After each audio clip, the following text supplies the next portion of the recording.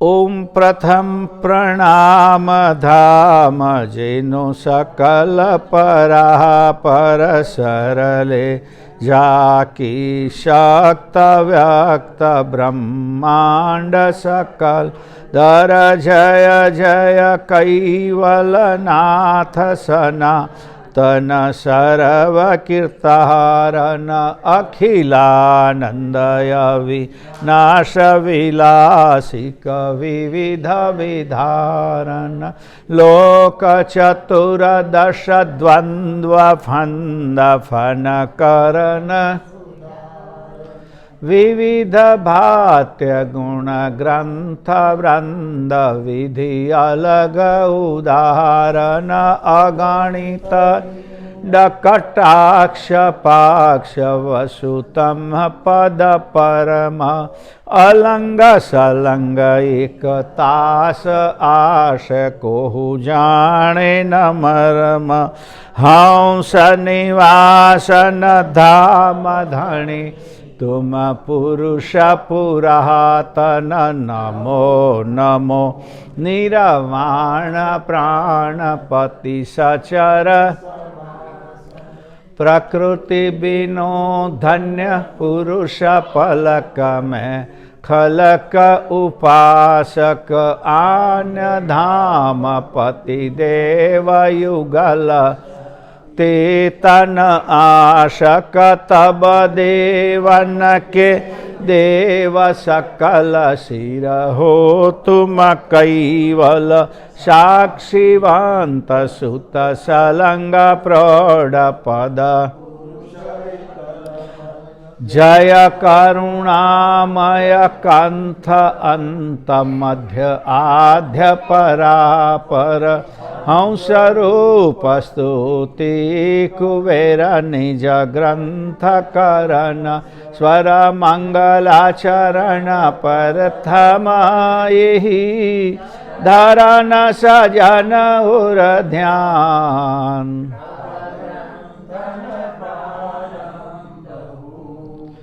सुनहो संत सुजान लोक असंख्य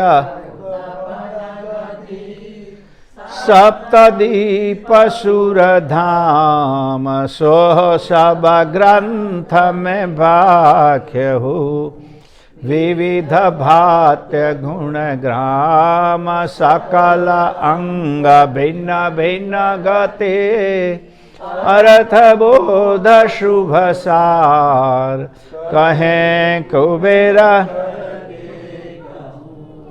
संशय हरन भव पार जय जय जय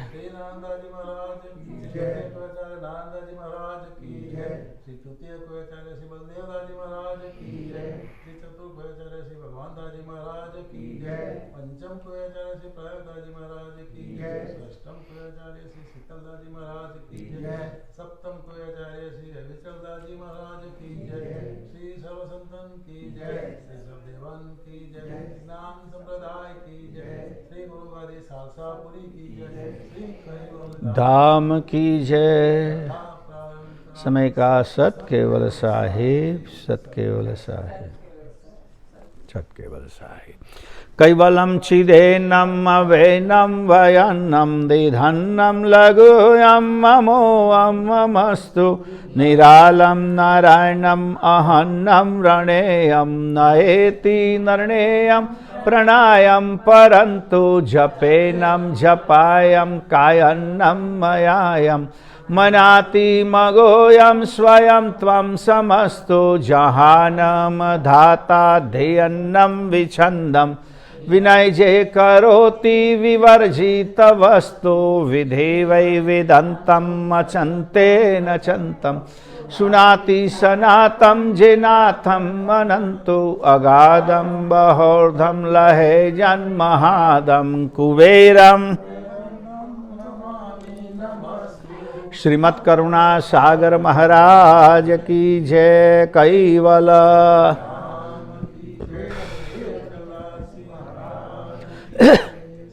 सत केवल साहेब। ચતુર્માસ કથાનો ક્રમ આપણો હંસતાલેવા ગ્રંથ ઉપર ચાલે છે. અમારા રોજના જે નિયમિત શ્રોતાઓ ઓનલાઈન સાંભળે છે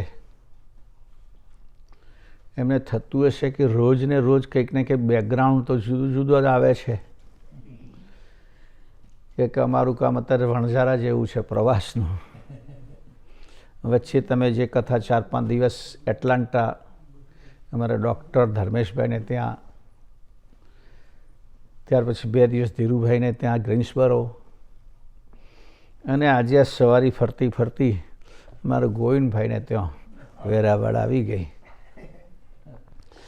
એટલે ગુરુગાદીમાં તો આપણી કથા થતી હોય તો આપણે બધા કેમેરામેન હોય, એ બધું સેટઅપ હોય, શ્રોતાઓ પણ રોજના નિયમિત આગળ બેઠેલા હોય, તે પણ નિયમિત સાંભળનારા હોય. અહીંયા મારી જગ્યાએ બદલાય, શ્રોતાએ બદલાય, પણ હું વિષય બદલતો નથી. કે હું કાયમ જે લોકો ગ્રંથ સાંભળે છે એમની કન્ટિન્યુટી, એમની લિંક ગ્રંથની સચવાઈ રહે એને ધ્યાનમાં રાખીને આપણું આ પ્રવચન થતું હોય છે ગ્રંથ ઉપર. જનરલ પ્રવચન કરવાનું હોય તો બહુ સામાન્ય હોય અને એમાં તો બધાને જે પ્રમાણે સામે બેઠેલા લોકો એને ધ્યાનમાં રાખીને કરવાનું હોય. પણ આ ચતુર્માસની કથા જે છે એક નિશ્ચિત કરેલા વિષય ઉપર ચાલતી હોય છે અને વિષય છે ગ્રંથ. પરમગુરુએ જ્ઞાન સંપ્રદાયની સ્થાપના કરીને જ્ઞાનનું બહુ મહત્ત્વ છે. જ્ઞાન વગર આપણી પરંપરામાં બહુ ગરબડો થઈ ગઈ છે અને નવા નવા મત ને નવી નવી માન્યતાઓ, નવા નવા રિવાજો, નવી નવી પરંપરાઓ, આ બધું આપણે જોવા મળે છે. અને જે કોઈ પરંપરાઓ ચાલે છે એમાં સમજ તો હોય જ નહીં. પાછી શા માટે શું કરવાનું એની ખબર હોતી નથી. અને મૂળ આપણા જે ગ્રંથો છે, કે વેદ, તો વેદ વિશે આપણા લોકોની જાણકારી બહુ ઓછી છે. કે આપણે પુરાણો ઉપર ચડી ગયા. આપણા બધા જ આપણે ધર્મગ્રંથોને કોઈને પૂછીએ તો કહેશે કે ગીતા અમારો ધર્મગ્રંથ છે, કે ભાગવત અમારો ધર્મગ્રંથ છે, કે રામાયણ અમારો ધર્મગ્રંથ છે. કે વેદનું નામ દેનારા કોઈ નહીં મળે. મનુસ્મૃતિ લખે છે કે વેદો અખિલો ધર્મ મૂલમ. આપણા ધર્મનું મૂળ તો વેદ છે. અને વેદનો અભ્યાસ કે વેદનું વાંચન કે વેદમાં શું છે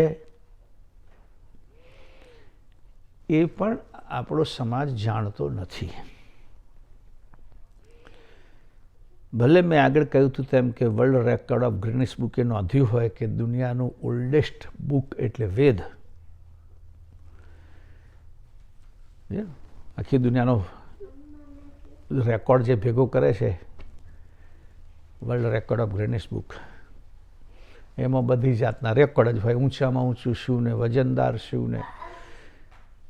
તમે જુઓ તો વચ્ચે એક દિવસે મને કોઈ કહેતું કે એમાં એક રેકોર્ડ એવો છે કે અત્યાર સુધી મેં એક કૂતરું વધારે વધારે કેટલા લોકોને કરડ્યું છે એનો રેકોર્ડ એક બુકમાં મળે તમને. કે રેકોર્ડ જ નોંધવાનો હોય. ઊંચામાં ઊંચું કૂદકો કોણે માર્યો છે એનો રેકોર્ડ પણ તમને મળે. લાંબામાં લાંબા વાળ કોના હતા એનો રેકોર્ડ એમાં તમને મળે. અને વહેલામાં વહેલા કોના ખરી ગયા એનો રેકોર્ડ એમાં મળે. એને world record of Guinness book કહેવામાં આવે છે. એની અંદર નોંધ્યું છે ચોક્કસ કે જૂનામાં જૂની બુક કઈ, તો કે વેદ. અને જૂનામાં જૂની બુક વેદ હોય એટલે જૂનામાં જૂની ભાષા એ સંસ્કૃત જ આવે ને. પહેલાં પહેલું પુસ્તક જે ભાષામાં લખાયું વેદ સંસ્કૃતમાં લખાયા છે. પરંતુ મોટાભાગના લોકોને ખબર નથી કે વેદમાં કોઈ અવતાર વિશેની માહિતી નથી. વેદમાં કોઈ પણ દેવોની માહિતી છે, અવતારોની નહીં. દેવાસુર સંગ્રામની માહિતી વેદોમાં નથી. એટલે વેદ તો શું આપ્યું છે, વેદોમાં કયું જ્ઞાન છે? આટલા બધા લોકો ઘણી બધી ગ્રંથોની કથા કરે, કોઈ વેદની કથા કેમ નથી કરતો? આપણે જ કરીએ છીએ. આપણે તો પરમ ગુરુ આપણે 5મા વેદનો 3જો ભાગ આ વખતે 16મીથી શરૂ થવાનો છે. કારણ કે એમાં બ્રહ્મ સિદ્ધાંતનું વર્ણન છે, એમાં સગુણ સિદ્ધાંતનો ક્યાંય ઉલ્લેખ નથી. અને વેદના આધારે વેદનો પ્રચાર ભારતમાં હમણાં છેલ્લા કેટલા વર્ષોમાં, એટલે લગભગ 250-300 વર્ષમાં જો કોઈ પ્રચાર કર્યો વેદનો વધારે તો દયાનંદ સરસ્વતીએ. દયાનંદ સરસ્વતીનું નામ સાંભળ્યું હોય તો જેમણે આર્ય સમાજની સ્થાપના કરી, ઇતિહાસમાં કદાચ ભણવામાં આવ્યું હોય તો. અને આર્ય સમાજની સ્થાપના કરનાર દયાનંદ સરસ્વતીએ મૂર્તિ પૂજાનો વિરોધ કર્યો. એમણે મૂર્તિ પૂજાનો વિરોધ કર્યો. મૂર્તિ પૂજાનો વિરોધ કર્યો એટલું નહીં, આપણી જે લીલાઓની કથા, અવતરણ ચરિત્રોની કથા, એનો પણ વિરોધ કર્યો છે. હું તો ઘણા બધા હિન્દુઓને કહેતો હોઉં છું કે તમારે દયાનંદ સરસ્વતીનું આ પુસ્તક ગુજરાતીમાં પ્રકાશિત થયું છે, એ PDF ફાઇલ મળે તમને, ગૂગલ પર જાઓ તો સત્યાર્થ પ્રકાશ, એ પુસ્તકનું નામ છે સત્યાર્થ પ્રકાશ. એ ચોક્કસ વાંચવું જોઈએ. અને તમે વાંચો તો પરમગુણની વાણી સાથે બધું મળતું આવે. કરુણાસાગર મહારાજે જે વાતો કરી છે એ વાતો સાથે મળતા હતા. એમણે વેદમાંથી જ એક ઉક્તિ શોધી કાઢી કે તસ્ય પ્રતિમા નાસ્તિ. તસ્ય એટલે તેની કોની? સર્જનહારની. સર્જનહારની કોઈ મૂર્તિ નથી, પ્રતિમા નથી, આકાર નથી. આપણે તે માનીએ છીએ. અજાણ્યા લોકો કહેતા આ કૈવલનો ફોટો છે ને, આ કૈવલનો ફોટો નથી, આ કરુણાસાગર મહારાજનો ફોટો છે. અને કરુણાસાગરને આપણે સર્જનહાર નથી માનતા, કરતા નથી કહેતા, ગુરુ છે.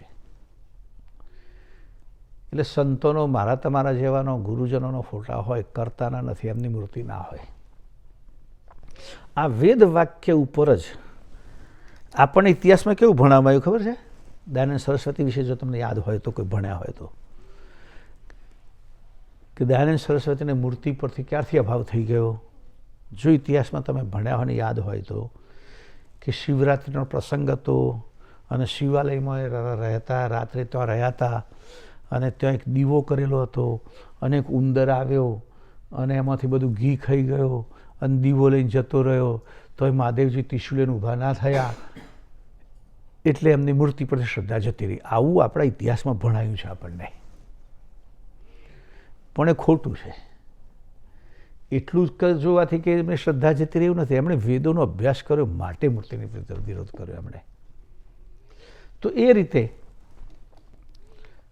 કથા કરો એટલા માટે નથી કરતા કથા કે ભાઈ સાંભળનારને રુચિ પેદા થવી જોઈએ ને. આપણે મહાભારત સાંભળીએ, તમે છેડો જ ના મૂક્યા, સમજો ને, એની સાથે આપણને એવું જોશ આવી જાય. ભીમ આવે એટલે આપણે પણ મુઠ્ઠીઓ વારીએ બેઠા બેઠા. એને રોચક વાણી કહેવાય. રામાયણ આવે તો આપણને પણ એવું થાય. અને એકચ્યુઅલી રામાયણની બાબતમાં હું તમને કહું સ્પષ્ટતા, કે ઓરિજિનલ રામાયણ તો આપણે સાંભળતા જ નથી. ઓરિજિનલ રામાયણ લખ્યું છે વાલ્મીક ઋષિએ, અને વાલ્મીક ઋષિના રામાયણ પછી તુલસીદાસે રામચરિતમાનસ બનાવ્યું. અને 95% કથાકારો રામચરિતમાનસની જ કથા કરે છે. તુલસીદાસના ચોપડીઓ બોલે છે ને, એ ચોપડી તુલસીદાસની બનાવેલી છે. ઓરિજિનલ રામાયણ તો સંસ્કૃતમાં છે. વાલ્મીકે જે રામાયણ બનાવ્યું એ સંસ્કૃતમાં છે. કોઈ કથાકારના મોઢે તમે સંસ્કૃતનો શ્લોક નહીં સાંભળો. એ ગાતા હશે, સાથે બધી મંડળી હશે ગાવાવાળી, પણ એ બધી ચોપડી જ ગાતા હશે, શ્લોક નહીં. તો તમને થાય કે ઓરિજિનલ રામાયણ અને રામચરિતમાનસમાં ઘણું અંતર છે, ઘણું ફરક છે. વાલ્મીક રામાયણની કથા એ જ ઇટ ઇઝ કરવામાં આવે તો શ્રોતાઓને બહુ આનંદ ના આવે અને કથાકારને પણ બહુ ફાયદો ના થાય. એટલે આ તો બેના ફાયદા જોવાના ને, સાંભળનારને રસ પડે અને અહીંયા કંઈક થારીમાં પડે, બે વસ્તુ જોવી પડે. એક મહાત્મા કથા કરતા હતા. કથાકાર અમારા બહુ કલાકાર કહેવાય, કથાકાર કહો સરખું હોય. એ કંઈક એવું પ્રસંગ આવે તો આમ રડે ખરા, ભગવાનને બહુ દુઃખ પડે છે. સીતાનું હરણ થાય ત્યારે તમે જોજો, રામ શોધવા નીકળ્યા પેલો વ્યાસપીઠવાળો પણ રડે, અને એટલું બધું રડે કે અમે બેઠેલા લોકો પણ પાછા રડે. કોઈ કે કથાકારને પૂછ્યું પછી બધું કે મહારાજ આટલા બધા રડે છે, તમે પણ રડો એવું બતાવો છો, પણ આમ કંઈ આંસુ પડતા દેખાતા નથી. બોલો છો ગદગદિત કંઠે, પણ આંખોથી આંસુ દેખાતા નથી. તો તમને ક્યારે આંસુ આવે? તો કે આટલી બધી કથા કર્યા પછી બધા લોકોનામાં આરતી ફરે અને આરતીનું કેલ્ક્યુલેશન થાય ત્યારે અમારા આંખમાં આંસુ આવે કે આટલી મહેનત કરી તો કશું પડ્યું નહીં. અમને ત્યારે આંસુ આવે. એટલે કથાનો જે વિષય છે, સગુણ કથા એટલા માટે પ્રસિદ્ધ થઈ ગઈ. તો અહીંયા દિવ્ય પરમ ગુરુ ગ્રંથના અંગ પ્રમાણે 17મું અંગ ચાલુ થાય છે, જેમાં 133મો પાન નંબર છે. પાન નંબર નહીં હોય, કારણ કે જો હેડિંગ બનાવેલું હોય તો પેજ નંબર પુસ્તકમાં ના છાપેલું હોય. અને એની અંદર પરમગુરુએ પણ ચોપડીઓ પ્રાકૃત ભાષામાં જ લખી છે. પ્રાકૃત ભાષા એટલે જેમ તુલસીદાસે જે રામાયણ લખ્યું છે, કબીરે જે દોહા લખ્યા છે, કે બીજા બધા ઘણા મધ્યમ જેને આપણે કહીએ ભક્ત કવિઓ થાય, એમણે જે ભાષા વાપરી છે,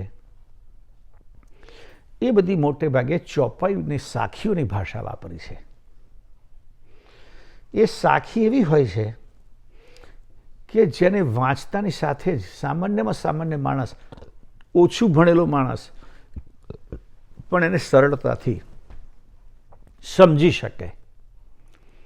જો ધ્યાન કેન્દ્રિત કરે તો સરળતાથી સમજી શકે. અમે આ બધા ગ્રંથોની કથા એટલા માટે કરીએ છીએ કે લોકો ગ્રંથનો અભ્યાસ કરે. આપણે તો કથા સાંભળનારા બહુ.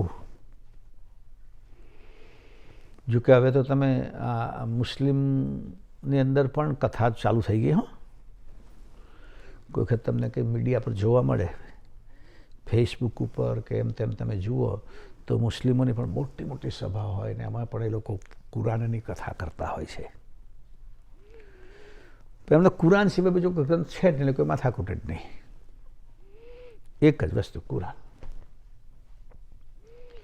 ચર્ચમાં પાદરીઓ પણ બાઇબલ વિશે કથા કરતા હોય છે, બાઇબલની વાતો સમજાવતા હોય છે. પણ વધુમાં વધુ કથાનું પ્રચલન એ હિન્દુ સમાજમાં છે. કે કથા સાંભળવાથી ઘણો ફાયદો છે કે જે ગ્રંથ તમે બેસીને નિરાતે ના અભ્યાસ કરી શકો, ના વાંચી શકો, એ તમને કથામાંથી સરળતાપૂર્વક સાંભળવા મળે અને સરળતાથી સમજી શકાય. અને એ સમજાય. પણ હવે મોટે ભાગે જે મેં આગળ કહ્યું તેમ કે કથાઓમાં ચારિત્ર ઉપર વધારે માહિતી થઈ ગઈ. અત્યારે વધારે પડતી કથાઓ ચારિત્ર ઉપર છે, કોઈને કોઈ ચારિત્ર ઉપર, પ્યોર જ્ઞાન ઉપર નહીં. એટલા માટે હું વારંવાર કહેતો છું, કરુણાસાગર મહારાજશ્રીએ, પરમગુરુ કરુણાસાગરે આ સંપ્રદાયનું નામ જ આપ્યું છે જ્ઞાન સંપ્રદાય. એટલે આપણે ગ્રંથોનો અભ્યાસ કરવાના હેતુથી ગ્રંથ ઉપર આપણે વિશેષ ચાલીએ છીએ.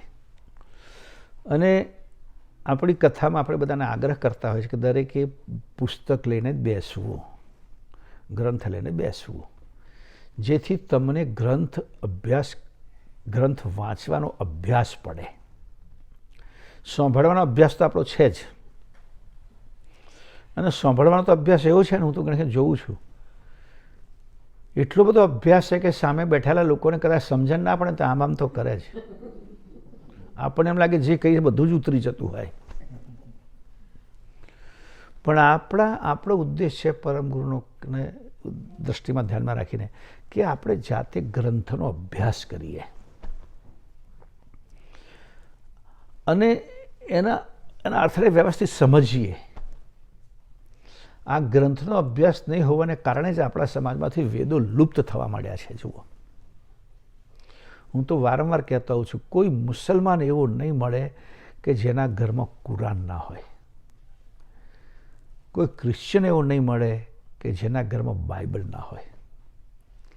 અત્યારે તો બાઇબલનો તો એટલો બધો પ્રચાર કરે કે તમે પેલી મોટી મોટલોમાં જાઓ ને, હોટલોમાં તો એની રૂમના ડ્રોવરમાં તમને બાઇબલ મળે. અને દરેક ઇન્ટરનેશનલ એરપોર્ટ ઉપર તમે જાઓ તો પ્રે રૂમ હોય. મોટાભાગના ઇન્ટરનેશનલ એરપોર્ટ ઉપર પ્રે રૂમ હોય. હું તો કોઈ જગ્યાએ એરપોર્ટ પર જાઉં, ફ્લાઇટ ચેન્જ કરવાની તો થોડું ફરવાનું, એક જગ્યાએ બેસવાનું નહીં. તો પ્રે રૂમ જો સન્ડે હોય તો એ પ્રે રૂમમાં ક્રિશ્ચિયન હોય, ફ્રાઈડે હોય તો એ રૂમમાં તમને મુસલમાન નમાઝ પડતા દેખાય છે. આપણા ક્યાં મળે ખબર? સ્મોક રૂમમાં. એમાં આપણા લોકોને ભીડ હોય. પ્રે રૂમમાં તો કોઈ દિવસ કોઈ હિન્દુ જાય જ નહીં. એટલે અને આમ જોવા જાવ તો કેવું છે, આમ એમ કહેવાય છે કે કોઈ પણ મુસલમાનના ઘરમાં નાની મસ્જિદ ના હોય, કોઈ પણ ક્રિશ્ચિયનના ઘરમાં નાનું ચર્ચ ના હોય. એમનું એક જ જગ્યાએ ચર્ચ હોય બધાનું, વિલેજ હોય કે ટાઉન હોય તો એની વચ્ચે. એ મુસ્લિમોનું એક જ જગ્યાએ મસ્જિદ હોય અને એક જ ફિક્સ ટાઈમે જ જવાનું. આપણે માફક ને સવારે 5 વાગે ચાલુ થાય તો સાંજે 7 વાગ્યા સુધી જ્યારે ફાવે ત્યારે જઈ આવું એમ. તો એમના ઘરમાં ભલે મસ્જિદ ના હોય, મુસ્લિમના ઘરમાં, પેલાના ઘરમાં ચર્ચ ના હોય, પણ એમનો જે દિવસને સમય નક્કી કર્યો હોય એ ટાઈમે પ્રે ચોક્કસ કરે. આપણી સ્થિતિ કેવી છે કે ભાગ્યે કોઈનું હિન્દુનું ઘર એવું જેના ઘરમાં મંદિર ના હોય. પૂજાનું સ્થાન તો આપણે હોય જ, પણ આપણે પ્રવાસમાં હોઈએ, બહાર જઈએ ત્યારે બધું બંધ. આપણે નિત્ય નિયમમાં માનનારા ઓછા છીએ કે આટલો નિત્ય નિયમ કરવો. એટલે અહીંયા ગ્રંથના અભ્યાસથી આ બધી વાતો જાણવા મળતી હોય છે. અત્યારે મેં કહ્યું તેમ હંસ તાલેવા નામનો ગ્રંથ ચાલે છે અને એનું 17મા અંગ સુધી આ ગ્રંથ અમારો 52 અંગનો છે. અંગનો મતલબ થાય અવયવ. શરીરમાં કેટલા અંગ હોય છે ને? હાથ, પગ, નાક, કાન, એ બધું અંગ કહેવાય. અંગ એટલે અવયવ. આપણા શરીરમાં જુદા જુદા અવયવો છે અને દરેક અવયવનું જુદું જુદું કામ છે. નાકનું કામ આંખ ના કરી શકે, આંખનું કામ કાન ના કરી શકે, કાનનું કામ જીભ ના કરી શકે. જ્ઞાનેન્દ્રિયની દ્રષ્ટિથી કર્મેન્દ્રિયમાં થોડું થોડું ચાલે. ઘણી જગ્યાએ હાથનું કામ પગ થોડું કરી લે અને પછી પગ બીજી હોય તો એનું કામ હાથે કરી લે થોડું ઘણું, પણ પૂરેપૂરું તો ના જ થાય. બધાનું અલગ અલગ કાર્ય છે. એમાં ગ્રંથની અંદર 52 અંગ છે.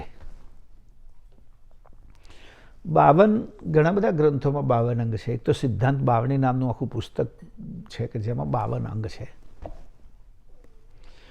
52નું મહત્વ છે આપણી સંસ્કૃતિમાં. આપણી સંસ્કૃતિમાં વર્ણમાળા 52ની માની છે. આપણે બધી ભણતા નથી. આપણે તો 33 જેટલા વર્ણ ભણાવે છે. વર્ણ એટલે ક, ખ, ગ, ગ, ચ, છ, જ, ઝ, એને વર્ણમાળા કહેવાય. તો 52 વર્ણ માનવામાં આવ્યા છે. અને કર્તા માટે જે છે એ વર્ણ એમ કે નિર્વાણ શબ્દ તમે ગુજરાતી ભાષામાં સાંભળ્યો હોય તો નિર્વાણ એટલે જ્યાં વાણી પહોંચતી નથી તે. તો વાણી શાની બને તો કે 52 અક્ષરની.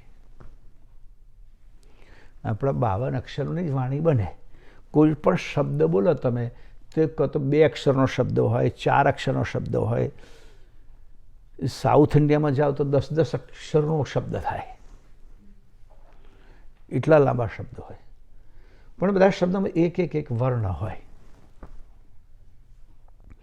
એ 52 વર્ણમાંથી જ બધા શબ્દ બને અને શબ્દ 2-4 ભેગા કરો એટલે કે વાક્ય બને, એ ભાષા બને. પેલી વાત છે ને તમે સાંભળી હશે, એક જગ્યાએ ચર્ચમાં પાદરી પ્રે કરાવતા હતા. પછી અમે કે બધા હાથમાં પેલા એને સ્ટેન્ડ હોય ને, સ્ટેન્ડ ઉપર બુક હોય બાઇબલ, એમાંથી પ્રે કરાવે. પછી બધા બોલે પ્રે. તેમાં એક નાનું બાળક આવેલું હતું. એ આગળ એના પિતા જોડે, પપ્પા જોડે, ગમે તેની જોડે આવ્યું હશે. આગળ બેઠા એ પણ મનમાં આંખો બંધ કરીને પ્રે બોલે છે. અમે જે ગણે પ્રાર્થનામાં આવે ને લોકો, તો જેમને પ્રાર્થના આવડતી હોય તો પ્રાર્થના બોલે, ના આવડતી હોય તો બુકમાં જોઈને બોલે, પણ કેટલાકને નથી આવડતી હોય તોય બોલે. ખાલી હોઠ ફફડાવે, કોઈને ખબર ના પડવી જોઈએ કે અમને નથી આવડતી એમ. છોકરો આંખો બંધ કરીને બોલે છે. પેલા પાદરીની નજર એની સામે ગઈ. આને કશું આવડતું શું બોલતો હશે, ખોટો દુખાવ શું કામ કરે છે. પ્રે પતી ગયા પછી આ પાદરી પેલા છોકરાને બોલાયો સ્ટેજ ઉપર. એને પૂછ્યો, બેટા તું કઈ પ્રે બોલતો હતો? બાઇબલમાં આટલી બધી પ્રે છે, એમાં તું કઈ પ્રે બોલતો હતો? તને આવડે? તકે આવડે છે, બોલ. એને સર કર્યું ABCDEFGHIJKLMN. આ પ્રે છે કે? કે આખું બાઇબલ આ 22 થી જ બનેલું છે. તમે કઈ બધું આમાં જ આવી જાય કે છે ABCDમાં. કઈ 2-4 આગા શબ્દો કરીને તમે શબ્દ બનાવો, બાકી છે તો ABCDEFG છે ને. તો એ પ્રમાણે 52 વર્ણ એની વાણી બને. પરમપદ વાણીથી બહાર છે. 52નો બીજો સંબંધ આપણી રોજિંદા જીવન સાથે છે, ખબર તમને? પેલા પત્તા રમે છે ને લોકો, હવે 8મ આવી. હવે આપણે હિન્દુઓએ આ બાબતમાં કેટલા બધા તહેવારો બગાડી નાખ્યા છે. આ જુગારના 8મનો શું સંબંધ? પોલીસોને ફાયદો થાય, એટલી બધી રેડ પડવાની. અને એમાં તો મેં સાંભળ્યું કે કેટલામાં તો કેટલા પોલીસ પોતાના ખબરી રાખે, એટલે એમને કહે કે ભાઈ તમે બધા ધ્યાન રાખજો. એટલે એવું રમવા જાય ને પોલીસને ખબર આપે, ત્યાંથી જે પકડાય એમાં 10% ખબરી ના. બધા તહેવારોને આપણે ભ્રષ્ટ કરી નાખે. કેમ? જ્ઞાન વગર. તમે જુઓ, 2 વર્ષ નવરાત્રિ બંધ રહી ગુજરાતમાં કોરોનાના કારણે. તો તમે જુઓ તો મોટામાં મોટું નુકસાન કોને થયું ખબર છે? ગાયનોલોજિસ્ટોને. કારણ કે ત્યાર પછીની જે પ્રક્રિયા રહેતી હતી ખોટી ગર્ભપાતની, એ ના થયું. આ છાપામાં આવેલી વાત છે. હવે એક બાજુ આપણી પર્વની સાધના લોકો કેમનો ધંધો કરે, આખું શરીર ચિત્રી નાખે ટેટુ બનાવીને. એટલે એવી જ રીતે આ 8મનું કરી દીધું. પણ હું જે કહું છું 52 પત્તાની વાત. ગેમના પત્તામાં 4 કલર હોય, એ તો બરાબર છે. અને પત્તાની સંખ્યા કેટલી હોય? 52. કે એકમાં 13 આવે ને, 1 થી 10 કો. હા, રાણી બાદશાહ ગુલામ 13 થયા. 13 ચોકું 52. પણ એમાં બીજા 2 પત્તા વધારાના આવે છે, જોકરના. અને જે લોકો રમતા હોય ખબર છે કે ફ્રીક્વન્સ ના બનતી હોય તો ગમે તેની વચ્ચે જોકર મૂકી દેવાય. અને સરના એકા ઉપર પણ જોકર ભારી, સરના એકા ઉપર પણ જોકર ભારી. બે છે એવા જે 52 ઉપર અને છતો 52ની બહાર, એ બંને 52ની બહાર. તો જ્ઞાની પુરુષો કહે છે કે પરમપદ તો કે 52ની બહાર. 52ની અંદર શું છે તો કે બીજું બધું જ આદ્ય પુરુષ નિરંજન સુધી બધું જ 52માં છે.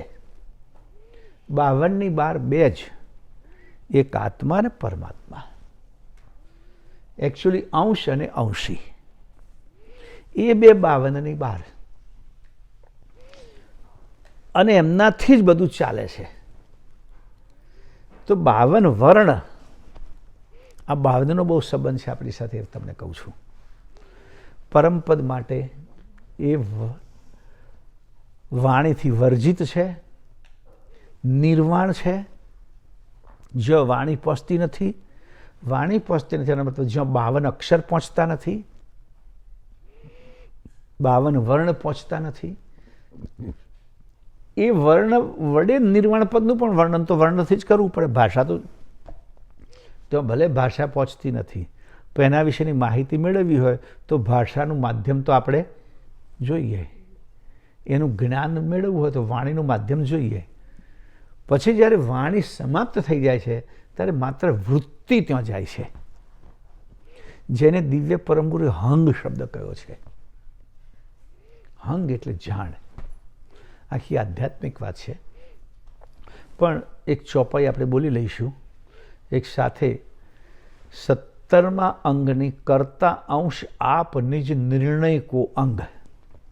કરતા અને અંશ, આ શરીરમાં રહેલો ચૈતન, એનો નિર્ણય આ અંગમાં કરવામાં આવ્યો છે. તે નિજ કરતનો કરન કારણ તુજ, નિજપતિ અંશ તન જો તપાસી. આપ ઉદ્યોત નિજ જ્યોત નરણે કરી, યહી મમ હંગ જીનું હો અભ્યાસી. અભ્યાસ શોનો કરવાનો છે? આગલા અંગમાં વાત 2-4 વખત આવી ગઈ છે. મોક્ષ શરીરનો નથી કરવાનો, મોક્ષ ચૈતન અંશનો કરવાનો. જે આ શરીરને ચૈતન રાખે છે તે. મોટા ભાગના લોકો એને આત્મા શબ્દથી સંબોધે છે. આત્મા સંબંધ એટલા માટે સમજે છે કે બ્રહ્મ સિદ્ધાંતમાં આત્મા શબ્દ ઉપયુક્ત છે. બ્રહ્મ સિદ્ધાંતમાં આત્મા અને પરમાત્મા શબ્દ છે, અને કર્તાના સિદ્ધાંતમાં અંશ અને અંશી શબ્દ છે, અને સગુણ સિદ્ધાંતમાં જીવ અને શિવ શબ્દ છે. આ બધી જ્ઞાનની વાતો છે કે આપણે અત્યાર સુધી લીલાઓ સાંભળવા ટેવાયેલા છે, એટલે આ બધા સિદ્ધાંતો. જીવ અને શિવ એ સગુણ પરંપરામાં, અથવા જીવ અને ઈશ્વર. તુલસીદાસની રામાયણની મેં વાત કરી, એમણે એક પંક્તિ લખી છે, જીવ ઈશ્વર અંશ અવિનાશી. જીવ અને ઈશ્વર બંને અંશ છે અવિનાશીના. ઈશ્વરને શબ્દ શિવથી સંબોધ્યો છે, જીવ અને શિવ. આપણે તો ઘણા બધા આધ્યાત્મિક ગ્રંથોમાં આ બે શબ્દ આવે છે, જીવ અને શિવ. જે અજ્ઞાની લોકો છે, જન્મમરણનું દુઃખ ભોગવે છે અથવા જન્મમરણના ક્રમમાં ફરે છે, એ બધા જીવ કહેવાય. એને આપણે બધા. અને આપણા ઉપર જે ઐશ્વર્યવાનો છે એ બધા શિવ કહેવાય, ઈશ્વર કહેવાય. આ સગુણ સિદ્ધાંતનો નિયમ છે. એટલે જીવ ઈશ્વરનું ભજન કરે. જીવ હંમેશા ઈશ્વરનું ભજન કરે. પણ દિવ્ય પરમગુરુ શ્રીમદ કરુણાસાગરના સિદ્ધાંતમાં આ જીવપણું, એક પ્રકાર જીવપણું, જે કોઈ ગુણ હોય એમાં ધારણ કરે જીવપણું. જેમ બાળપણું, બાળક હોય કે ભણતા હતા ને ત્યારે હિન્દી ભાષામાં પેપરમાં આપણા તો બધા લોકો ભણતા હોય ને તો વધારે નપાસમાં થાય કે ગુજરાતીમાં હિન્દીમાં ઇંગ્લિશમાં આવે જો માર્કા કે તો લોવર હોય એટલે વાંધો ના આવે સંસ્કૃતમાં આવે કે બેઠું જ અનુવાદ ગોખી મારે લખી જ નાખવાનો ખબર પડી છે કે આ શ્લોક આવ્યો છે પણ આપણે ગુજરાતી ખરા પણ ગ્રામેટિકલ ગુજરાતી આપણી પાસે નહીં ગ્રામેટિકલ ગુજરાતી આપણી પાસે બોલચાલની ગુજરાતી હજુ મેં કેટલા લોકોને જોયું છે કે દીર્ઘઈને રસ્વ વિશેની ખબર નહીં પડતી ગુજરાતીમાં ભણેલા લોકોને દીર્ઘઈ એટલે શું અને રસ્વઈ એટલે શું દીર્ઘઈ ક્યાં વપરાય રસ્વઈ ક્યાં વપરાય 80% લોકોને ખબર નથી એટલે જીવ એક દશા છે એટલે હિન્દીમાં પૂછાતું હતું શબ્દ પૂછાય કે ભાઈ ગરીબનું ભાવવાચી બનાવો હું એક મારા સ્કૂલની અંદર બાળકો હોય તે બધા કંઈક જવાન થયું બધા ભણતા હતા હિન્દીનું તો કે આ ખબર નહીં પડતી ભાવવાચી શું બનાવવાનું મેં તમારા શિક્ષક બધા શબ્દો બતાવી દે પણ આને બન્યું કેમ એ ખબર નહીં પડતી મેં અમને 1 મિનિટમાં શીખવાડી દીધું કે હવે અમને કંઈ વાંધો જ નહીં આવે ભાવવાચી એટલે જેને આપણે કોઈ નામ આપીએ એમાં જે ભાવના જાગે તો ગરીબમાં કઈ ભાવના કે ગરીબાઈ તો ગરીબનું ભાવવાચી ગરીબાઈ થઈ ગઈ યુવાન એનું ભાવવાચી બને કે યુવાની યુવાનમાં યુવાનીનો ભાવ હોય ને આમથી આમ પણ હાથ પગ ઉછાળતો જાય ખાલી ચાલે તોય કારણ કે જુવાની છે તો એ રીતે જીવ એક દશા છે તો જીવમાં કયો ભાવ થાય કે જીવ દશા જીવપણું એટલે અજ્ઞાન સ્થિતિ જેની છે એને જીવ કહેવાય પણ આપણે સગુણમાં બધાને જીવો કહી દીધા બધા જીવ સ્થિતિ જ્યાં સુધી માનવ અજ્ઞાન છે ત્યાં સુધી જીવ દશા જેમ કોઈને અભણ કહો તો ક્યાં સુધી અભણ કહેવાય જ્યાં સુધી આને શિક્ષણ નથી મળ્યું ત્યાં સુધી શિક્ષણ મળ્યા પછી અભણ પડતી જાય છે અભણ રહેતો નથી 2-5 ચોપડી ભણે તો અભણ ના કહેવાય ભણેલો તો કહેવાય છે પણ આ કેટલાક રૂઢ પ્રયોગો થઈ ગયા છે આપણા શાસ્ત્રોમાં કે આ જીવ અને જે શ્રેષ્ઠ કોટીના છે એ શિવ એ સગુણમાં હોય નિર્ગુણ બ્રહ્મ સિદ્ધાંતમાં શબ્દ આગળ જળ આવે આત્મા અને પરમાત્મા આ શરીરમાં જે માપક ચૈતન્યતા છે આત્મા છે અને બ્રહ્માંડમાં જે વ્યાપક ચૈતન્યતા છે પરમાત્મા છે એટલે એના આધારે આપણા શાસ્ત્રો એક વાત કરી કે આત્મા સો પરમાત્મા આવી એક વાત આપણા જ્ઞાનમાં આપણને સાંભળવા મળે આત્મા જ પરમાત્મા અને બીજો શબ્દ આગળ યત પિંડ તત બ્રહ્માંડે જે આ પિંડમાં છે એ બ્રહ્માંડમાં છે પિંડમાં માપક છે બ્રહ્માંડમાં મહદ છે વ્યાપક છે તો એ આત્મા પરમાત્મા શબ્દો એ બ્રહ્મ સિદ્ધાંતમાંથી આવ્યા અને દિવ્ય પરમ ગુરુ બીજો સિદ્ધાંત ત્રીજો આપ્યો સગુણ સિદ્ધાંત સકર્તા સિદ્ધાંત એમાં અંશ અને અંશી શબ્દ આવ્યો આત્મા સો પરમાત્મા જેણે કહ્યું એના કરતાં પરમ ગુરુએ વિશેષ વાત કરી કંટાળાજનક વાત છે ધ્યાન રાખજો કે આ પેલી કદમવાળી વાત આવે કે ગોપીવાળી વાત આવે તો સાંભળવા મજા આવે પણ આ જરા થોડો અઘરો વિષય છે આ જે છે જ્ઞાનનો વિષય અઘરો છે તો અંશ અને અંશી અંશ શબ્દ તો આપણે સાંભળ્યો છે અંશ એટલે અલ્પ ઘણાને કહે આનામાં તો અંશ માત્ર બુદ્ધિ નથી કે ઘણા કે આપણે તો એના અંશ બરાબર નથી આવા શબ્દ આપણે તો ગુજરાતી ભાષામાં વપરાય છે અંશ એટલે એકદમ નાનામાં નાનો પાર્ટ અને અંશી એટલે એ નાનામાં નાનો પાર્ટ જેમાંથી છૂટો પડીને આવ્યો છે અંશી દિવ્ય પરમગુરુ સ્પષ્ટતા કરતા કે અંશ અને અંશી બે ઇક્વલ છે. અરે ઇક્વલ નહીં, પણ સેમ છે. ઇક્વલ નથી, સમાન છે, સરખા નથી. જુઓ, સમાન અને સરખા બેમાં અંતર છે. સમાન ગુણધર્મથી હોય, એક સરખા ગુણધર્મ આવે તો સમાન કહેવાય, અને સરખા એમની કેપેસિટીથી હોય. તો આ અંશ અને અંશીમાં કેપેસિટી સરખી નથી, પણ કેરેક્ટર સરખું છે. અંશી પણ અજર અમર છે, આ શરીરમાં આવેલો અંશ પણ અજર અમર છે. અંશી પણ નિરાકાર છે, આ શરીરમાં આવેલો ચૈતન અંશ પણ નિરાકાર છે. આપણે બધા કહીએ છીએ કે આપણામાં ચૈતન છે, પણ જોયું કોણે? અનુભવીએ છીએ ખાલી, અને એ ખબર પડે કે આ ચૈતન જતું રહે પછી પતી ગયું કામ. પછી માણસ બેસતો નથી, સૂતો નથી, જેમ પડ્યો હોય એમને જ પડી રહે. એ ચૈતન છે. તો બંનેમાં ફરક બહુ જ મોટો છે કેપેસિટીનો. જેમ કે એક ધૂળનો નાનો કણ એ અંશ કહેવાય, અને એક મોટો પહાડ એ અંશી કહેવાય. હવે એક પહાડમાંથી એક નાનો ધૂળનો કણ આવે અને એને તમે લેબોરેટરીમાં ટેસ્ટ કરો તો કેરેક્ટર સરખા મળે.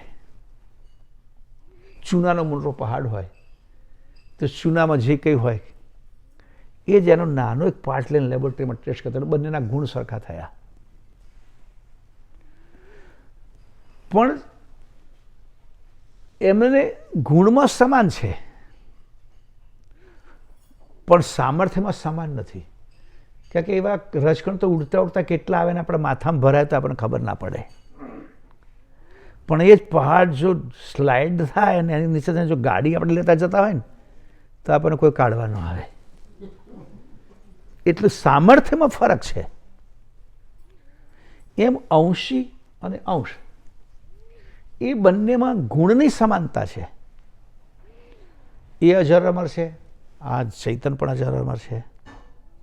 એ પણ નિરાકાર છે, આ પણ નિરાકાર છે. એનામાં પણ કર્તૃત્વ શક્તિ છે, આપણા પ્રમાણમાં આપણામાં પણ કર્તૃત્વ શક્તિ છે. પણ સામર્થ્યમાં અંશ એની બરાબરી ના કરી શકે. પણ હું ચૈતન અંશીય સમજ એ મહત્વની છે. એટલે અહીંયા જે આખી વાત કરી છે અંગમાં, તેહી નિજ કરતનો કરણ કારણ તુજ નિજપતિ અંશ તન જો તપાસી. નિજપતિ અંશ તન, તન એટલે શરીર. આ શરીરમાં તમે તપાસ કરીને જુઓ, આ શરીરમાં જુઓ, અનુભવો કે કૈવલ કર્તાનો અંશ આમાં આવેલો છે. જે ચૈતન છે, જેના વડે આ શરીર પૂર્ણ ચૈતન થાય છે, અને આ બધી ક્રિયાનું કારણરૂપ એ જ છે.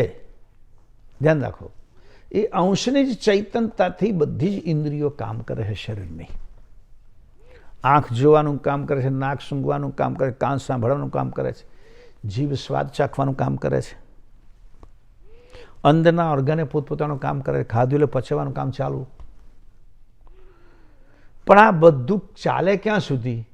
પેલો ચૈતન અંદર હોય ત્યાં સુધી. માણસ જીવતો હોય ને, ભલે અનકોન્શિયસ હોય, પણ ચૈતન હોય ને, પથારીમાં પડી રહ્યો હોય તો ડૉક્ટરને ઇન્જેક્શન આપે ને તો જતું રહે આખી બોડીમાં. ઇન્જેક્શન જાય, એમાં જે કંઈ પ્રવાહી લિક્વિડ હોય એ.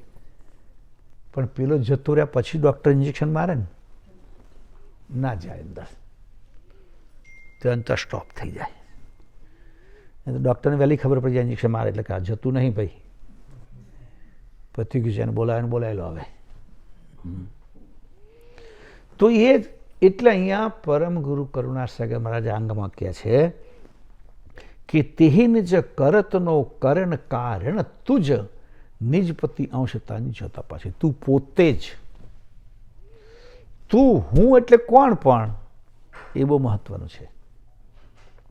અત્યારે આપણે બધા આપણે આપણા શરીરને હું સમજીએ છીએ. આપણી દરેક પ્રકારની ઓળખ શરીરને દ્રષ્ટિમાં રાખીને આપણે ઊભી કરેલી છે. જો જ્ઞાતિની દ્રષ્ટિએ ઓળખ હોય તો જ્ઞાતિમાં તો શરીર જ ને, શરીરની દ્રષ્ટિ. તમે અમુક કુળમાં પેદા થાય એટલે કહો કે ભાઈ હું બ્રાહ્મણ છું, વાણિયો છું, પટેલ છું, ક્ષત્રિય છું. જ્યાં પેદા થાય એટલે આપણે ઓળખ તરત જ હતા. ગમે તો ફોર્મ ભરો ને પાછળ લખવું જ પડે, સેકન્ડ નેમ, સરનેમ, બરાબર છે. સરનેમનો કોલમ આવે જ, ગમે તો જાઓ, ભારતમાં જાઓ કે અહીંયા રહો, સરનેમ કોલમ આવે એટલે આપણી ઓળખ ત્યાં. તો એ સરનેમ કોનું? શરીરનું. એ ક્યાં શરીર પેદા થયું એટલા માટે. કર્તાએ જે પ્રાપ્ત બનાવ્યું છે શરીર અંદરથી બીજી બધી રીતે, માનો કે તમે જ્ઞાતિની રીતે ના જો તો બધું એક સરખું છે. કે કોઈ પણ જગ્યાએ દવાખાનામાં જાય, કોઈકને લોહીની જરૂર પડે ને પછી પૂછે તમે કઈ જ્ઞાતિના, તો કે બ્રાહ્મણ, તો બ્રાહ્મણનું લોહી શોધવું પડશે. તો કે એવું બનતું જ નથી. ધોળિયાને કાળિયાનું ચાલે ને કાળિયાને ધોળિયાનું ચાલે ને હિન્દુને મુસલમાનનું ચાલે ને મુસલમાન હિન્દુને ચાલે. ખાલી ગ્રુપ જ જોવે, બાકી બધું ચાલે. તો કે આ શરીરનું કારણ કોણ છે? આ શરીરમાં જે કંઈ ઘટે છે, જે કંઈ બને છે, જે કંઈ થાય છે, એ ચૈતન અંશ છે. અને કેટલી સરસ રચના કરી છે દિવ્ય પરમગુરુએ, સર્જનહારે, પરમગુરુ નહીં, કરતાએ. કે આ ચૈતન અંશ એનું સ્થાન શાસ્ત્રો કહે છે કે બ્રહ્મરુદ્રમાં છે, જ્યાં યોગીઓ સમાધિ કરી અને ત્યાં 10 પ્રકારના નાદ સાંભળે છે અને નિજ ચૈતન્યની અનુભૂતિ કરે છે. હું નિજ ચૈતન્ય છું અનુભૂતિ થાય. આત્મદર્શન કોઈ દિવસ થાય ને કોઈ નહીં. કે દર્શન કરનાર કોણ, દર્શન કોનો કરવાનો, બે અલગ હોય તો છે ને, દર્શન અને દ્રષ્ટા. અમારે તો લોકો અમે મંદિરમાં આવ્યા, ગુરુજી પર તમારા દર્શન થયો નહીં. તો હું જુદો છું અને જે આવ્યા છે એ જુદા છે. દ્રશ્ય અને દ્રષ્ટા. અહીંયા તમે પોતે જ ચૈતન છો, તો તમારું પોતાનું દર્શન તમને કઈ રીતે થાય? આપણે તો છીએ જ. એટલે એ ચૈતન, એનું ચૈતન પણ આખા શરીરમાં વ્યાપક છે. યાદ રાખો, ચૈતન આખા શરીરમાં વ્યાપ નથી. અને ચૈતનનું ચૈતનપણું આત્મા દ્વારા શરીરમાં વ્યાપક છે. જેમ આખા શરીરમાં આત્મા વ્યાપક છે, એ શબ્દ તમે સાંભળ્યો હશે. જેમ આખા વિશ્વમાં પરમાત્મા વ્યાપક છે. તો અંશી વ્યાપક નથી, પરમાત્મા વ્યાપક છે. એમાં શરીરમાં અંશ વ્યાપક નથી, આત્મા વ્યાપક છે. આત્મા એ આપણો પ્રણવ, આપણો શ્વાસ. અને શ્વાસના માધ્યમથી શરીરનું રૂંવાટે રૂંવાટું ચૈતન થાય છે. એટલે આધ્યાત્મિક જ્ઞાન એમ કહે છે કે જ્યારે પણ આ ચૈતન્ય શરીરમાંથી છૂટા પડવાનું થાય ત્યારે એ પહેલો નીકળે છે, અને જેના માધ્યમથી આખા શરીરમાં પ્રણવ જે પ્રસરેલો હતો એ છેલ્લો નીકળે છે. એટલે આજે પણ માણસનું ડેથ થયા પછી અમુક ટાઈમ સુધીમાં, જ્યાં સુધી આપણો પ્રણવ અંદર ભરેલો છે ત્યાં સુધીમાં કોઈ પણ પાર્ટ, કોઈ પણ ઓર્ગન એમાંથી લઈને બીજાને આપી શકાય અને બીજાના શરીરમાં આવીને પાછો કામ કરતો થઈ જાય. પણ સર્ટન ટાઈમમાં કરે તો. એટલે આપણા આધ્યાત્મિક જ્ઞાનમાં બધી વાતો છે કે અમુક ટાઈમ સુધી એ પ્રણવ ધીમે ધીમે, કાંક આપણે તો શરીરમાં કેટલું બધું 999 નાડીઓ છે એમ કહે છે આપણા શાસ્ત્રકારો, અને બધી નાડીમાં પ્રણવ પહોંચેલો છે. એટલે બધાને રિટર્ન થતાં થતાં તો વાર લાગે. પેલો તો બ્રહ્મરુદ્રમાં છે કે પિંડની સંધિમાં છે, ફન તો નીકળી ગયો. તો સુધીમાં આત્મા રીતે વ્યાપક પ્રણવ ધીમે ધીમે ધીમે ધીમે ધીમે શરીરમાંથી નાશ પામે છે. અમારા પંચમ વેદની અંદર આ પ્રક્રિયા સમજાઈ છે કે 3 પ્રકારના જે પ્રણવ તત્વનો અનંગચક્ષ સત્વ છે, એનું છેલ્લું કાલચક્ષ સત્વ એ ધીરે ધીરે પ્રણવનો નાશ કરે છે, ઉલેચી નાખે. અને આપણે શબ્દ ઉલેચવું એટલે કોઈ જગ્યાથી બહાર કાઢવું. આખા શરીરમાંથી એ અનંગચક્ષ સત્વ નામનું તત્વ છે એ પ્રણવને ઉલેચીને બહાર કાઢી નાખે છે. જ્યાં સુધી એ પ્રણવ ઉલેચાય ત્યાં સુધી આ શરીરમાં રહેલા ઓર્ગન એ કામ કરી શકે છે, આ શરીરમાં ઓર્ગનો કામ કરતા હોઈ શકે છે. તો એ ઓર્ગન એટલે અહીંયા તો બહુ સરસ વાત છે ને, આપણા દેશમાં પણ એ જાગૃતિ આવવા મળી છે. અંગદાન, દેહદાન, ખબર છે ને? તો તમારે ત્યાં નિયમ આવી ગયો, ડ્રાઇવિંગ લાઇસન્સ લેવા જાવ તો પૂછતા હોય છે, લખાવું છે તમારે, બોડી ડોનેટ કરવું છે? એક મેં લાઇસન્સ લીધું, મને ખબર છે કે આવું લખાવવું પડે, અને સારું છે એમાં. હું તો બધાને કહું, અગ્નિ સંસ્કાર કરો કે ના કરો, પેલો અહીંથી ઉપડી ગયો પછી આ શરીરની આપણે કોઈ ચિંતા કરવાની રહેતી નથી. જે રીતે તમે કોઈ ફંક્શનમાં જમવા જાઓ ત્યારે તો ડિસ્પોઝલ ડીશ આપે, જેમાં આપણે જમીએ, એ જમ્યા પછી ડિસ્પોઝલ ડીશ યોગ્ય સ્થાને આપણે ફેંકી દઈએ છીએ. પછી પાછું વળીને જોતા નથી કોને કોઈ લે છે કે વ્યવસ્થિત રાખે છે કે ફેંકે છે કે શું કરે છે. અને જ્યારે બધું ભરીને પેલો ટ્રકવાળો પાછો લપેટો મારી દે તો આપણને વાંધો આવતો નથી. કેમ કે આપણે જતા રહે એમાંથી.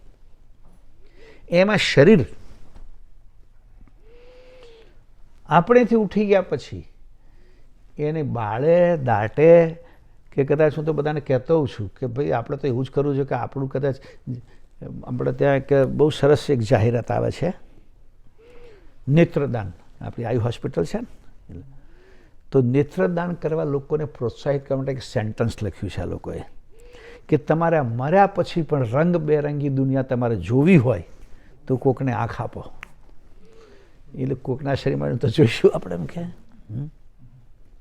અને હવે ધીમે ધીમે લોકો વળવા મળે છે કે ઘણા બધા લોકો તમે જુઓ ને, એમાં મેં સાંભળ્યું છે અહીંયા આવીને એક જગ્યાએ ઘરે જવાનું થયું હતું મારે આવી રીતે પધરામણીમાં, ત્યાં સાંભળી કે ભાઈ બીમાર હતા કે વેઇટિંગમાં છે કે શું પ્રોબ્લેમ થાય કે લીવર ટ્રાન્સપ્લાન્ટ કરવું પડે,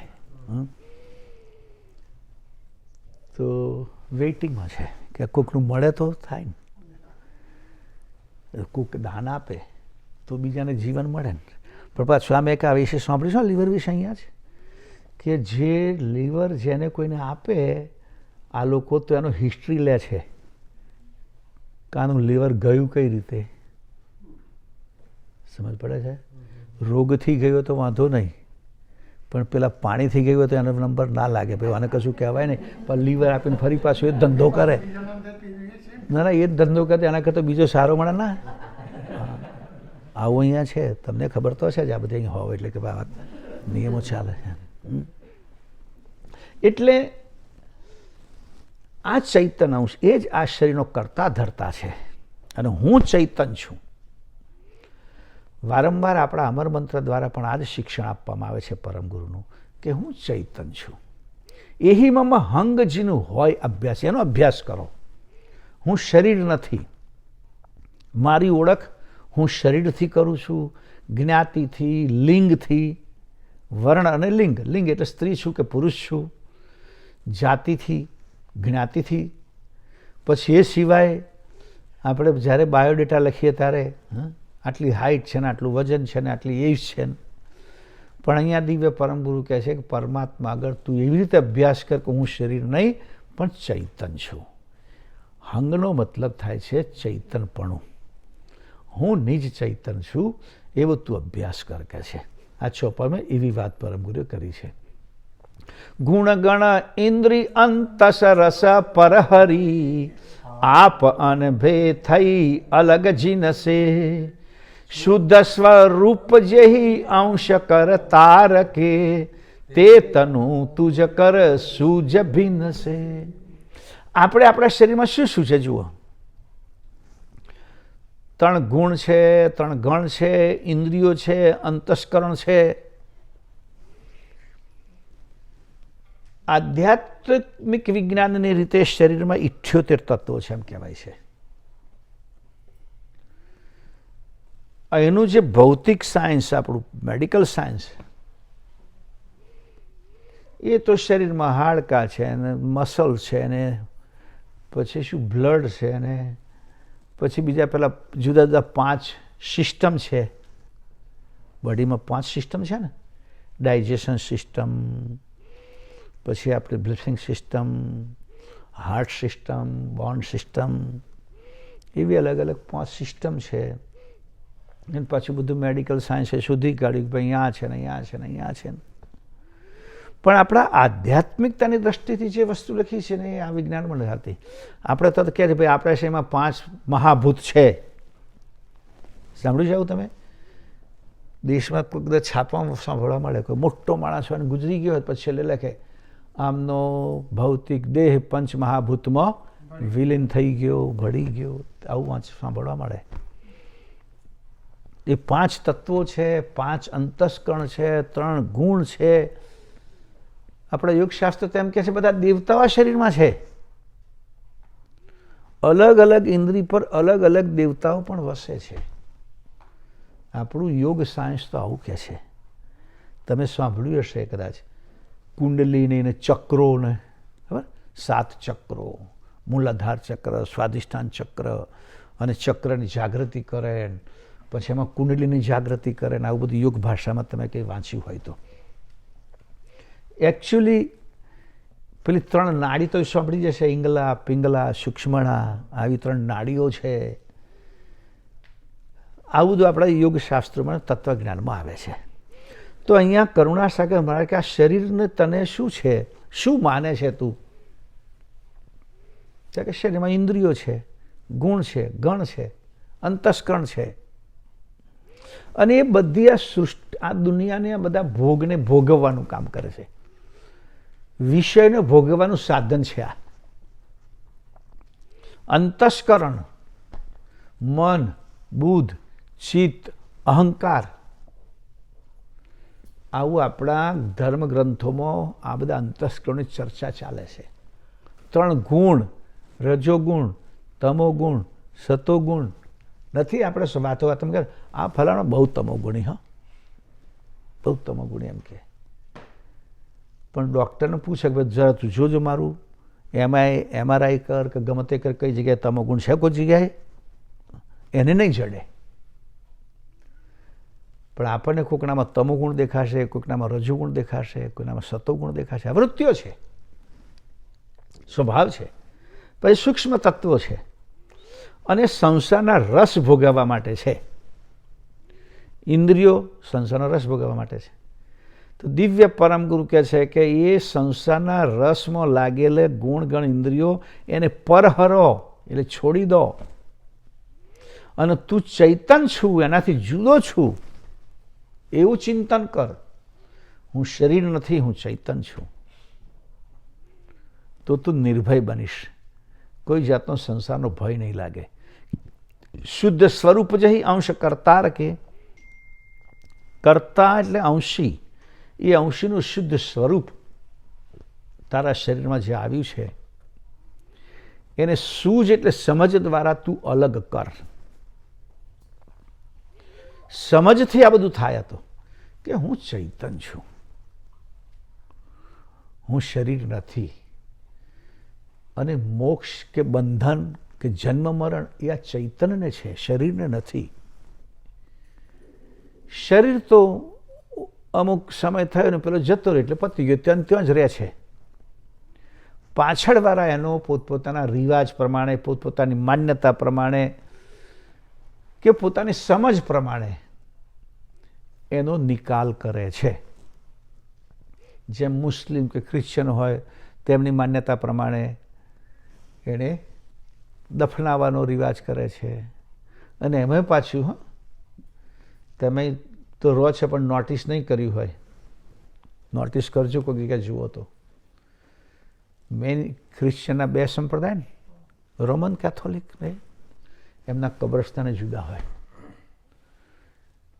એક કબ્રસ્તાન તમને એવું જોવા મળશે કે જેમાં બધા પથ્થર ગોઠવેલા હોય, પેલી ડેડ બોડી હોય ને એના સામે, અને બીજા પર પથ્થરને ખાલી ફ્લાવર જ હોય, માત્ર ફ્લાવર, નો સ્ટોન. અને પેલા લોકોને બધાને સ્ટોન મૂકેલા હોય. પેલાની માન્યતા એવી છે, પેલાની માન્યતા એવી છે. દરેકની માન્યતા જુદી જુદી હોય છે. અને આ તો ત્યાં સુધી માને છે કેટલા તો કે કદાચ જે માણસ કંઈ એક્સિડન્ટમાં ગુજરી જાય તું કહે છે આત્મા ત્યાં જ રહે છે. ઘણા હાઈવે ઉપર રસ્તા પર બાજુમાં ક્રોસ ઠોકેલા હોય, સમજ પડે, મનવાનું કંઈ પેલો ટીપાઈ ગયો તો. એટલે ડેડ બોડી એનો નિકાલ દરેક પોતપોતાના રિવાજ પ્રમાણે, પોતાની પ્રણાલિકા પ્રમાણે, પોતાની માન્યતા પ્રમાણે કે પોતાના વિચાર પ્રમાણે. હું હજુ અમારા ગામના એક વડીલને યાદ કરું છું. એમણે મને એક લેટર લખીને આપ્યો હતો. મને કહે તમારે સાચવી રાખવાનો. મેં કહું વાંચી તો કે અમારે નહીં વાંચવાનું. જે દિવસ તમને ખબર પડે સમાચાર મળે કે હું નથી રહ્યો એ વખત તમારે ખોલીને આ લેટર વાંચવાનો.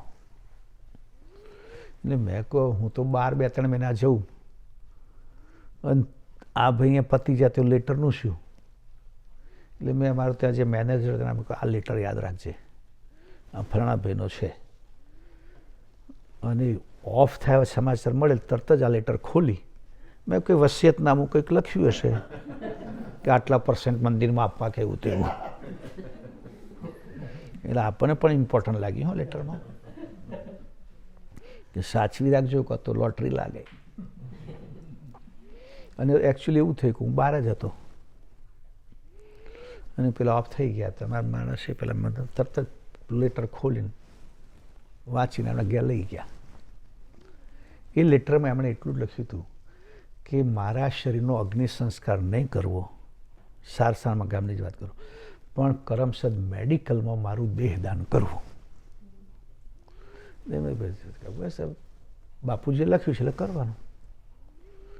સ્મશાન પેલી હોસ્પિટલમાં બતાવ્યું સ્મશાન યાત્રા કે કાઢી ગામમાં તમે સ્મશાન યાત્રા કાઢો. કંઈક મોટો માણસ હતો, લોકો માનનાર હતા. અને છેલ્લે આપણા મંદિર આગળ ડેન્ડો આવી તો પેલાની ગાડી આવી મૂકી દીધી જતા રહ્યા. મને એટલો બધો આનંદ થયો કે આ માણસે કેટલું સરસ કામ કર્યું. માન્યતા પ્રમાણે થયું, પોતાની સમજ પ્રમાણે, જેની જેવી સમજ.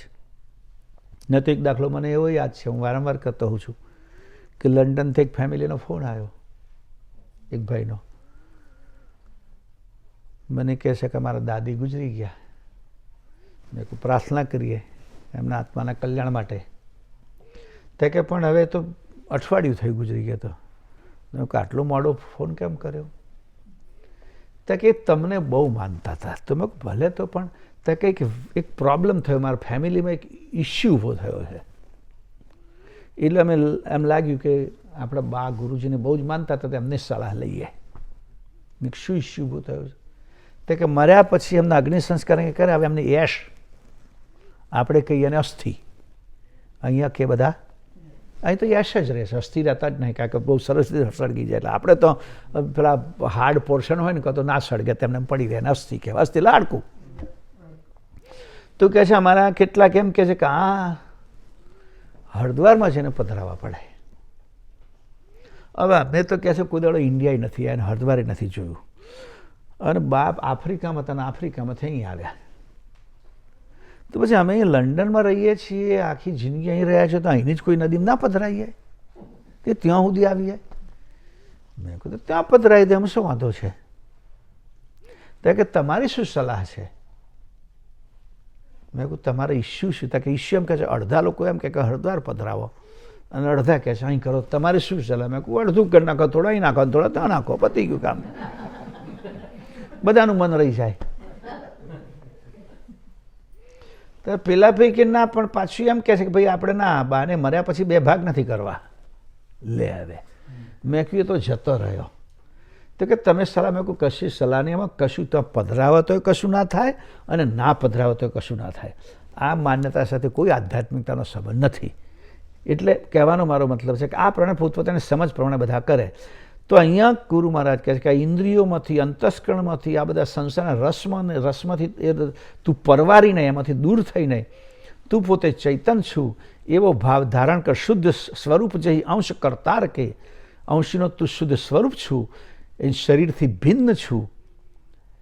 શરીર તો નાશવંત છે, તું નાશવંત નથી. એવી સમજથી તું પોતાની જાતને અલગ અનુભવ કર અને એના જ મોક્ષની ચિંતા તું કર. બસ આટલી વાત કરી અને અહીંયા આપણે આ વિષયને વિરામ આપીએ છીએ. જય જય જય. जय द्वितीय कोयाचार्य श्री नारायण दास जी महाराज की जय तृतीय कोयाचार्य श्री बलदेव दास जी महाराज की जय चतुर्थ कोयाचार्य श्री भगवान दास जी महाराज की जय पंचम कोयाचार्य श्री प्रहलाद दास जी महाराज की जय षष्ठम कोयाचार्य श्री शीतल दास जी महाराज की सप्तम कोयाचार्य श्री हरिचंद दास जी महाराज की श्री संतन की जय श्री सवदेवन की जय श्री ज्ञान संप्रदाय की जय श्री गुरुवादी सालसापुरी की जय श्री कैवल धाम की जय। कथा पूर्णावती का सत केवल साई, सत केवल साई, सत केवल साई।